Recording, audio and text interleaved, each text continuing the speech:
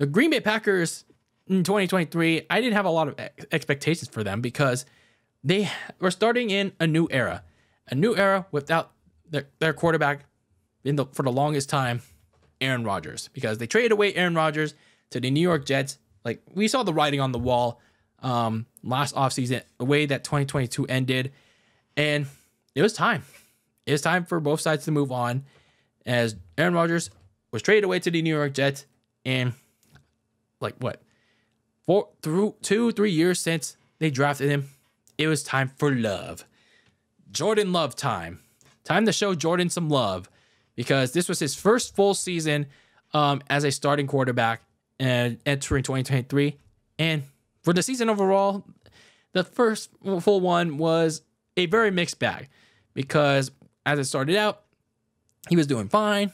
But then as the first half of the season wore on, he regressed. He turned the ball over a ton, especially in clutch moments of the game that caused his team to lose. And all hope seemed to be lost when they stood at 3-6 halfway through the season. However, Love in the Packers, these young Packers, played a lot better. They protected the ball well. They played better defense. And yeah, they overall played a lot better, upsetting teams like the Lions and the Chiefs. And then they would go on to get key wins within the conference to get the last NFC wildcard spot. So they essentially took care of business, ending their season at 9-8. So flipping the record from the previous year. And then in the playoffs, that's where they made the most noise, dismantling the 2-seeded Cowboys in that wildcard game. And they almost, by a missed field goal, they almost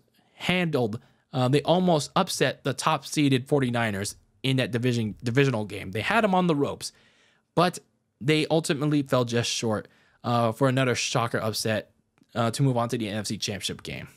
But the future is bright for this Packers team. You got a lot of young players, and now you got playoff experience, like significant playoff experience. So going into 2024, you want the Packers, if you're the Packers, you want to build on that. You want to reclaim the division. You want to reclaim the NFC North that you lost last year and the year before that. So this time, you want to do it with Jordan Love. You wanted to re-sign these key players, and you want to essentially build up a full chemistry build between Love and all these young players. So looking at some of the things that they did this past offseason, it was relatively quiet per se, but hey, some noise is better than no noise, I guess. So they did re-sign some key players like Corey Ballantyne at corner and Keyshawn Nixon, and they also re-signed running back A.J. Dillon. It was an interesting choice to re-sign A.J. Dillon, considering that they also released running back Aaron Jones. So a little bit of a choice there, but also at the same time, Aaron Jones missed a good chunk of the season last year. They also released offensive lineman David Bakhtiari, their top left tackle. But I feel like, once he got significantly injured in that NFC title game against the NFC title game, against the Bucs in that pandemic year, he was never the same.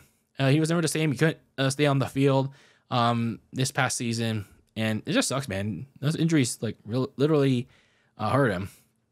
So moving on to some of their key moves that they made this past offseason. Honestly, just like with some of the teams that I talked about, they didn't really lose a whole lot. But more so, they added pretty good. Like Josh Jacobs from the Raiders. So replacing Aaron Jones is a younger and pretty relatively healthier running back in Jacobs. And a more productive one too. So defensively, they signed a top safety in Xavier McKinney. So it's certainly an upgrade in that secondary that has really struggled in the last couple of years. And they also got a kicker. Yeah, a kicker. A veteran one. Greg Joseph from the Minnesota Vikings. We'll talk more about that kicking spot in a bit. So in the draft, that's where they also did their dirty work, like getting a tackle by the name of Jordan Morgan. Not to confuse with one of their top fans. But anyway, Jordan Morgan from Arizona. So that's Dave Bakhtiari's replacement. They also got a linebacker by the name of Edgren Cooper. and a corner safety hybrid that could certainly help that defense. Javon Bullard from Georgia, and probably a backup, a decent backup by the name of Marshawn Lloyd from USC. So overall, when you look at this Packers offseason, the Packers pretty much just did what they needed to do, especially defensively, because the biggest issue that the Packers were having, aside from Aaron Rodgers melting in big moments in the playoffs, the last few years was that defense that was coordinated by Joe Barry. They let go Joe Barry this past offseason, and in comes Hafley. Hafley from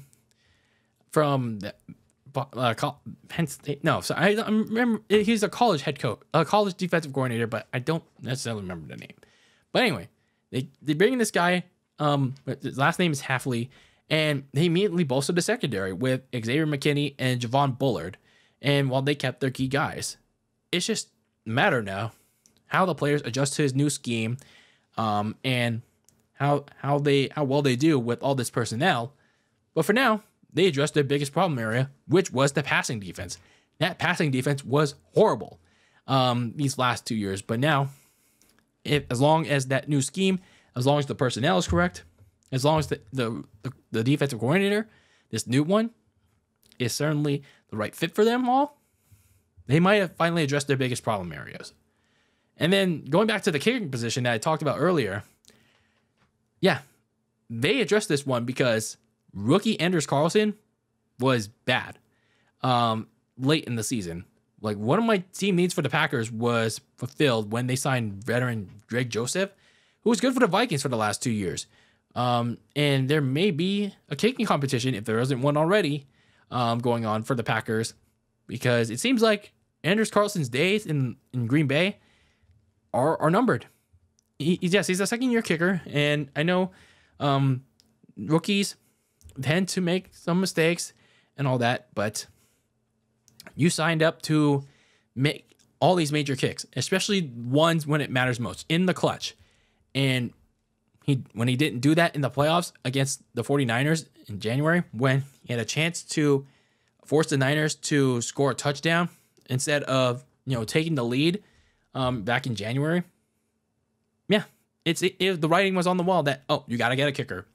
That you have to get a kicker to compete with Anders Carlson for that kicking job.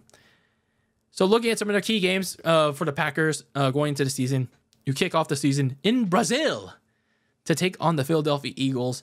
Already a key game going up between Jordan Love and Jalen Hurts.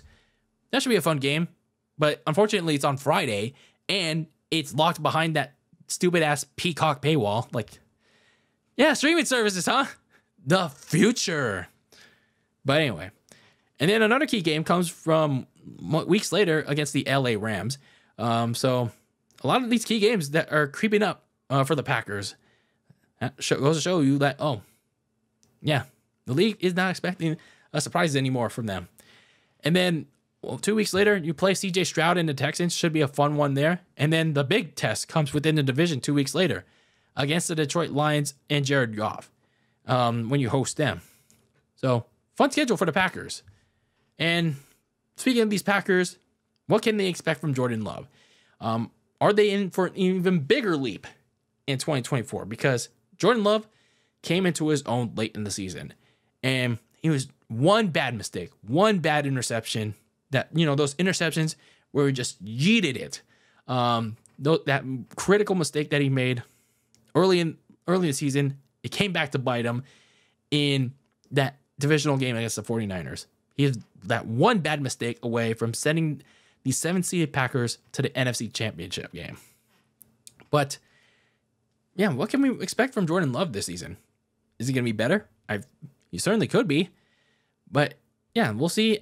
We'll see how he does. And this young receiving core that had so much trouble for most of the year, trusting their new starting quarterback, even though they practically came together, they suddenly surged at the right time. You got the likes of Jaden Reed, Romeo Dobbs, Davante Wicks, tight end Tucker Kraft. They stepped up big in the playoffs. Can they carry all that momentum into this coming season?